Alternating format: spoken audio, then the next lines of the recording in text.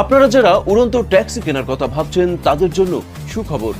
সম্প্রতি চীন বিশ্বের প্রথম দেশ হিসেবে চালকবিহীন যাত্রীবাহী উড়ন্ত ট্যাক্সির বাণিজ্যিক অনুমোদন ও অপারেশনাল লাইসেন্স প্রদান করেছে। দেশটির বেসামরিক বিমান চলাচল প্রশাসন সিএএসি এই লাইসেন্স প্রদান করেছে। এর মাধ্যমে উড়ন্ত ট্যাক্সির যুগে আনুষ্ঠানিকভাবে প্রবেশ করেছে দেশটি। ট্যাক্সিগুলো সম্পূর্ণ ব্যাটারি চালিত এবং পাইলট ছাড়াই স্বয়ংক্রিয়ভাবে চলাচল করতে পারে।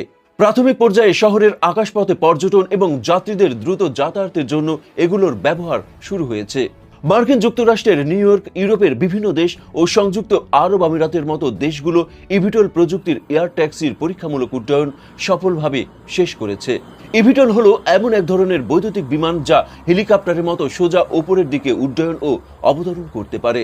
বিশ্বজুড়ে এয়ার ট্যাক্সির বাণিজ্যিকভাবে চালুর জন্য ব্যাপক প্রস্তুতি চললেও বাংলাদেশ এখনও পরীক্ষামূলক ও বাণিজ্যিকভাবে ব্যবহারের অনুমোদন দেয়নি। তবে সেদিন বেশি দূরে নয় যেদিন বাংলাদেশের আকাশে চলাচল করবে এয়ার ট্যাক্সি।